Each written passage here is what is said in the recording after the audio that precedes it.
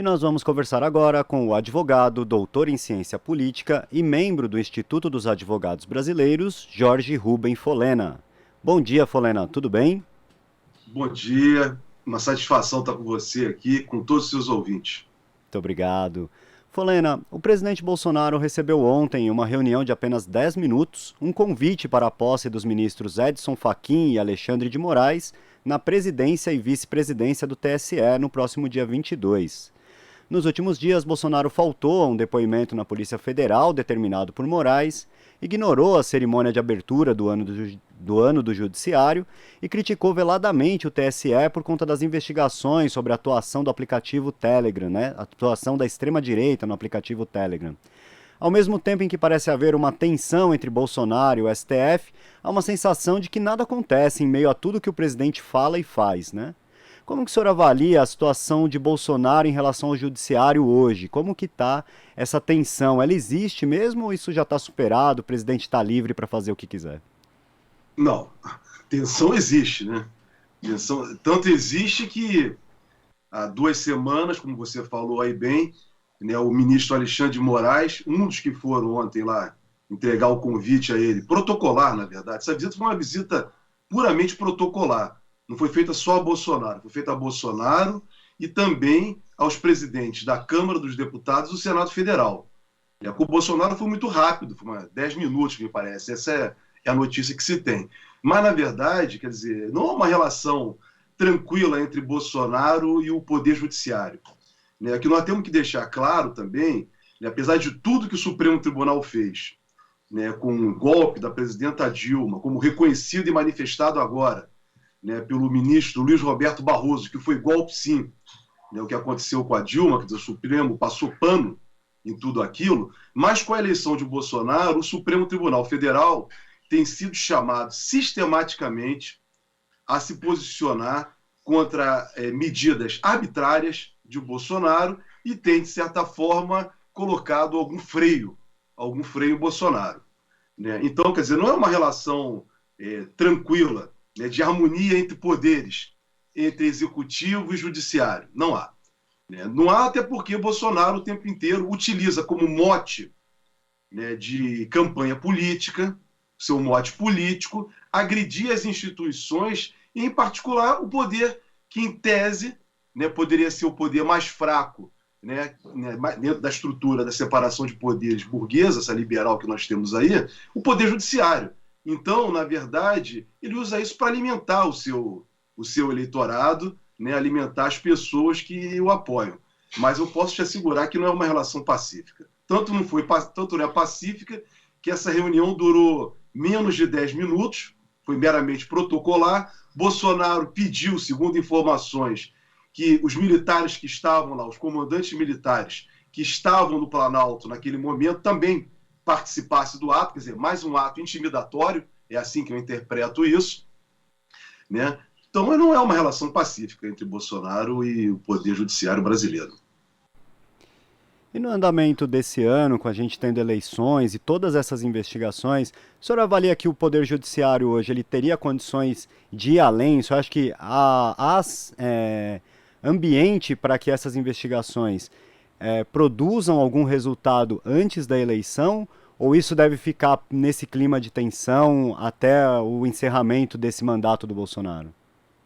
Não, dizer se as investigações vão acelerar, se o Supremo Tribunal Federal, né, recebendo essas investigações, se assim forem concluídas, né, vai aceitar e mandar para a Câmara dos Deputados, né, para confirmar o processamento ou não, em seguida ao Procurador-Geral da República, outra questão.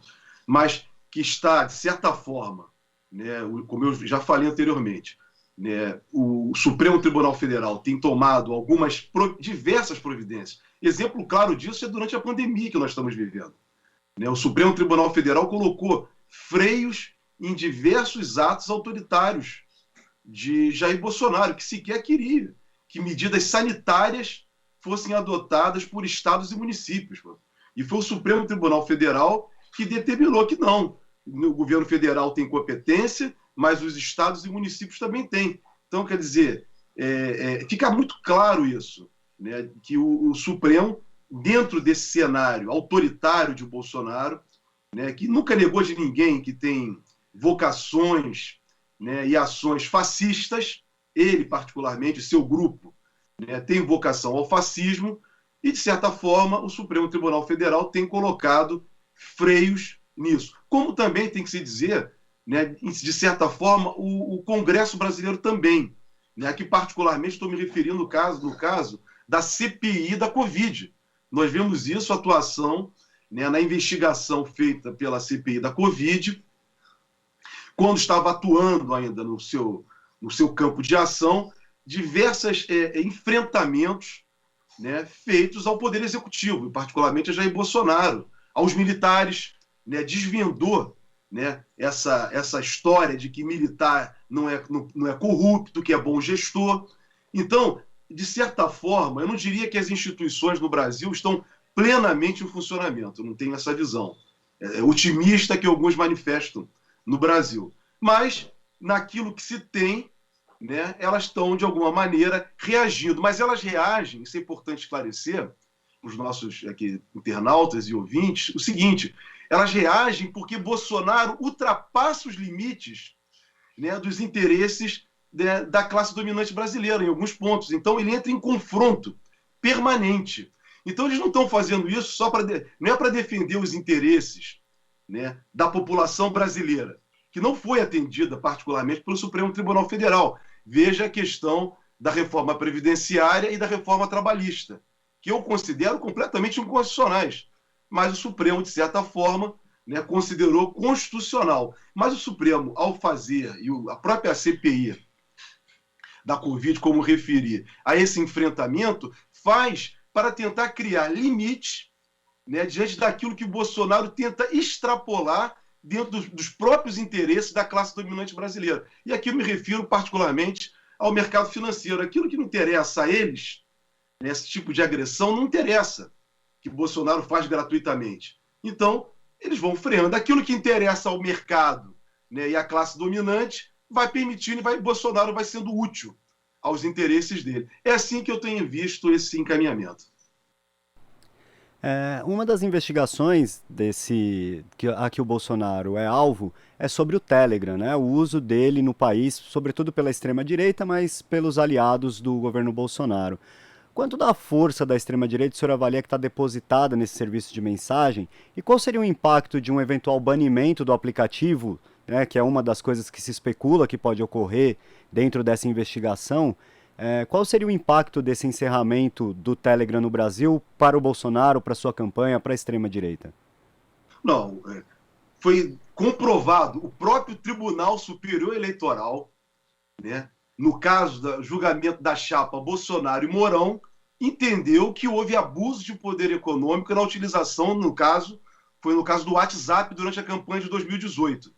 Ou seja, só que não fizeram nada, só que disseram, daqui para frente nós não vamos tolerar mais. Quando, na verdade, eles deveriam ter olhado para o passado, como assim foram chamados a julgar, e ter tornado inelegível a chapa Bolsonaro e Mourão. Não fizeram, mas reconheceram, né, que houve abuso de poder econômico praticado por Bolsonaro e seus seguidores. Com relação ao Telegram, a extrema-direita, né, tem migrado para essa plataforma de comunicação, né? Essa nova forma de comunicação, essa plataforma de comunicação. Ela é fundamental para a extrema-direita. É assim que ela se alimenta. Ela se alimenta exatamente a partir das mentiras, do ódio, né, e da manipulação da vontade, dos desejos que, às vezes, né, eles estimulam nas pessoas.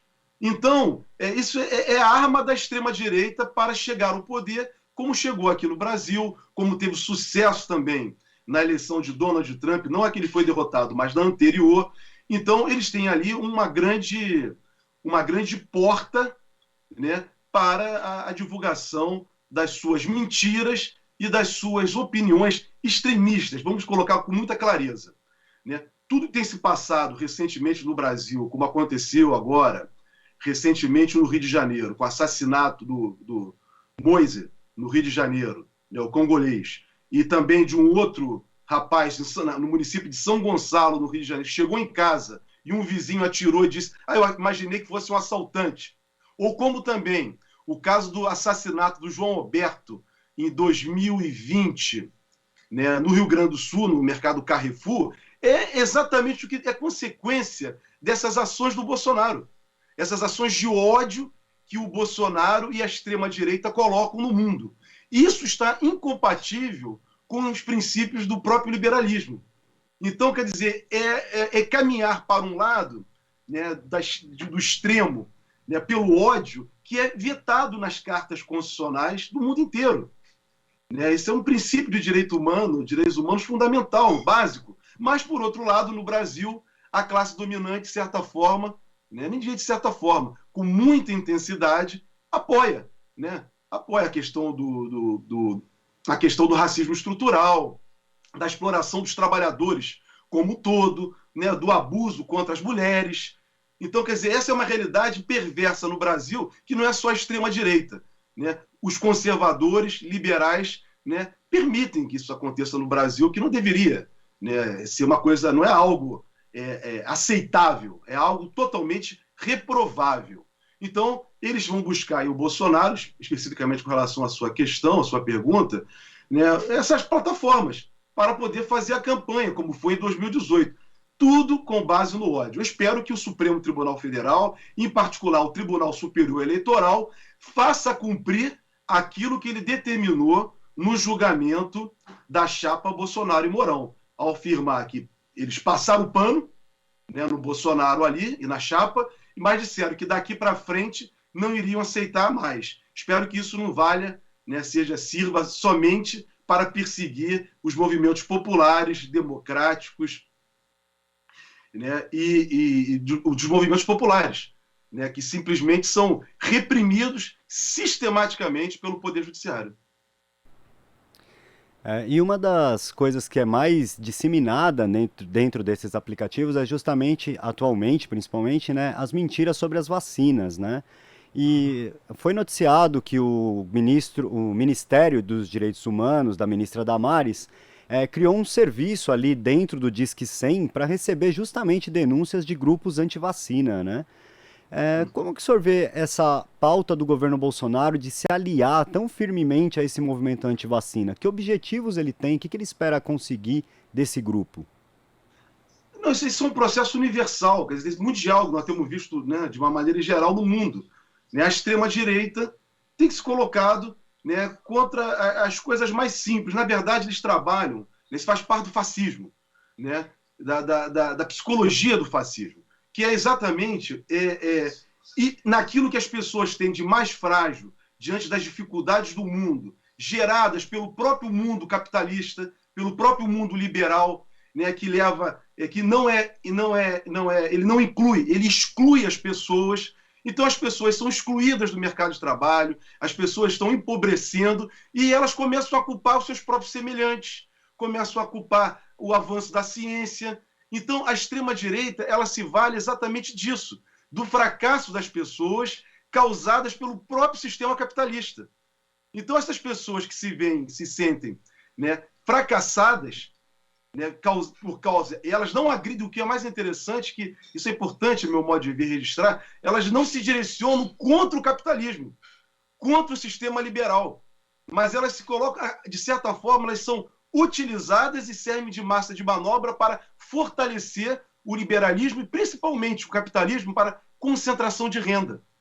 Muita concentração de renda, que favorece que cada vez mais tenhamos pouquíssimas pessoas muito, muito ricas e um montão de gente cada vez mais pobre.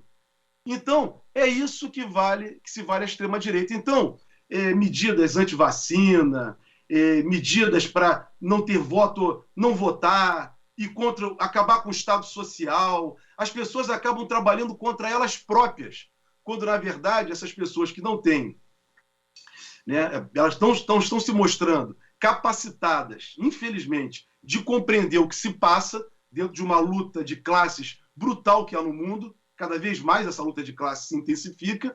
Elas não têm capacidade. E, por outro lado, também, né, os grandes meios de comunicação social que são controlados, né, por esses muito ricos, né, estimulam as pessoas a terem ódio delas mesmas. Então são pessoas pobres lutando contra as pessoas pobres, quando, na verdade, elas deveriam estar lutando contra os muito ricos. Mas elas acabam servindo de massa de manobra e de proteção, na verdade, uma grande tropa de choque, como é dito aí por alguns sociólogos, dos muito ricos. Então é isso que eu vejo, por isso que eles não defendem, são contra a vacina, são contra uma série de coisas, quer dizer, faz parte de todo um processo, né, que está em curso no mundo, em consequência, eu diria, consequência do fracasso do capitalismo. O capitalismo não tem gerado nenhuma forma de esperança, nenhuma forma de bem-estar para as pessoas em nenhum lugar do mundo. Até aqui tem se revelado cada vez mais um sistema fracassado. É assim que eu vejo. Folena, vamos mudar um pouquinho de assunto agora. No último domingo, em uma reunião para discutir acordos partidários com o PSD no Rio de Janeiro, mais uma vez o pré-candidato à presidência da República, Ciro Gomes, do PDT, atacou o ex-presidente Lula, dizendo que o petista está destruindo os partidos de esquerda no Brasil.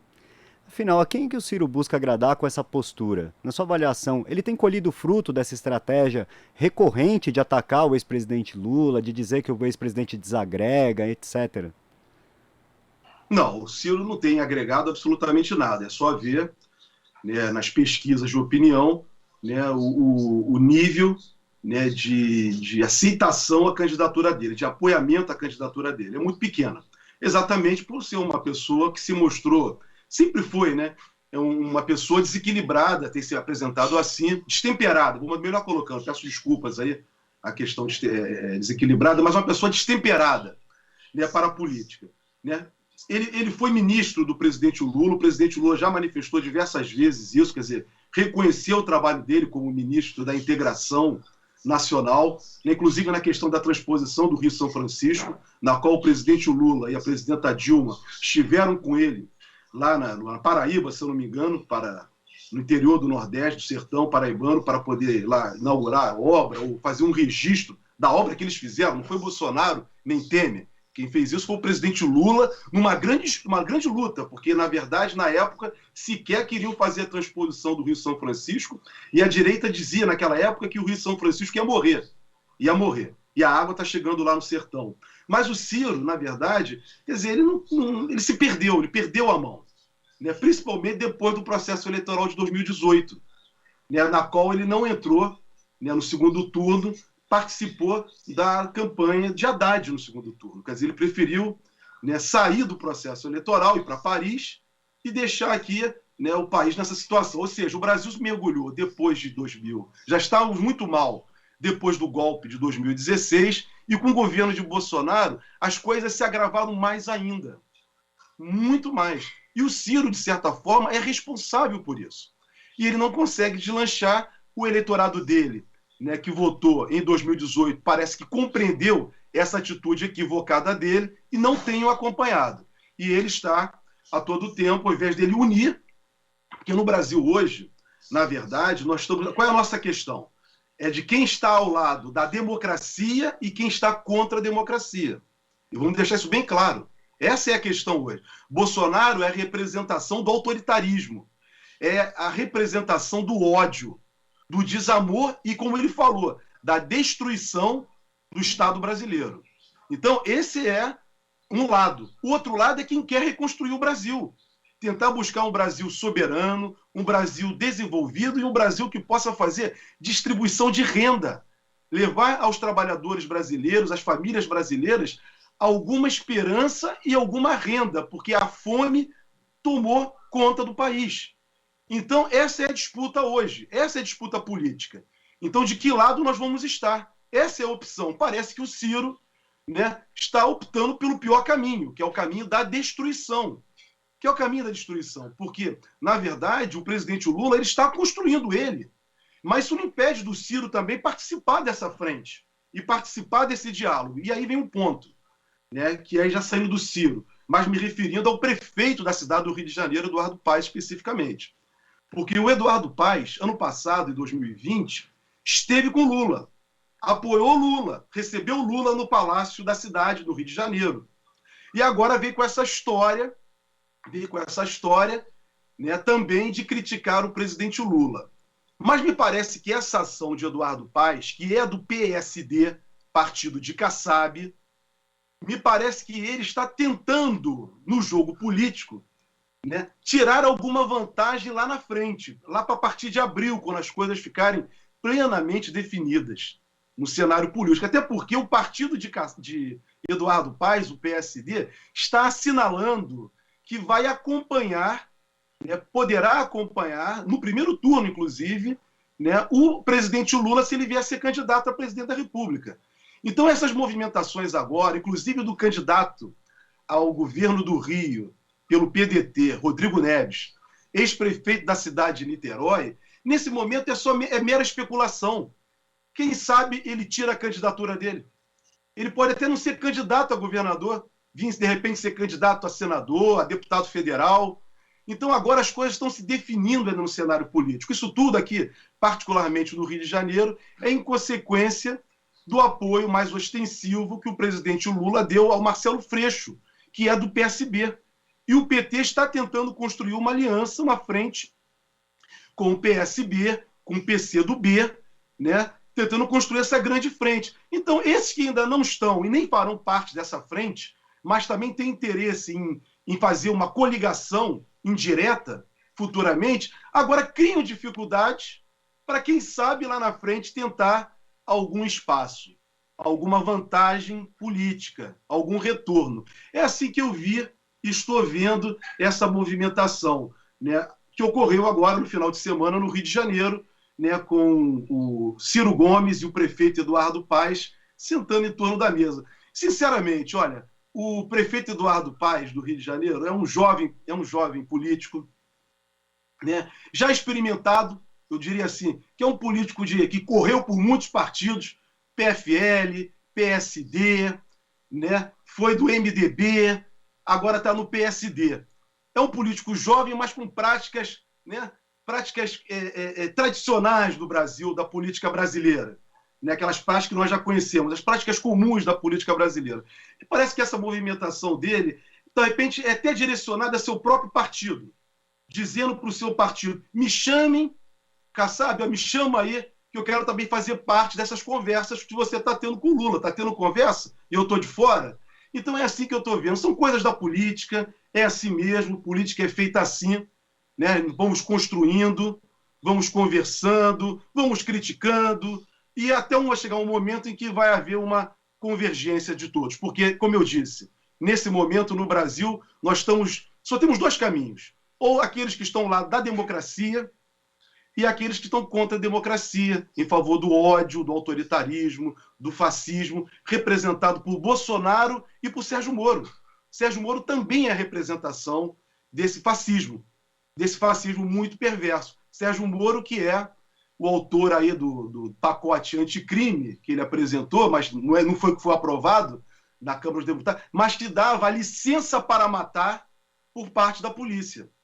Então, quer dizer, é um homem sem nenhum compromisso com os trabalhadores, sem nenhum compromisso com a democracia, um homem totalmente enrolado, está aí agora tendo que se justificar, mas não tem justificativa pelos rolos, né, que ele se meteu, foram rolos seríssimos que ele vai ter que se explicar, é problema dele, ele que se justifique aí para o Tribunal de Contas e depois para a Justiça, se for o caso, mas é o lado que nós temos no Brasil. Eu acredito que mais à frente, né, lá para final de março, abril, as coisas estejam claras e, quem sabe, até o próprio PDT, né, venha abandonar Ciro Gomes, como alguns deputados já chegaram a cogitar.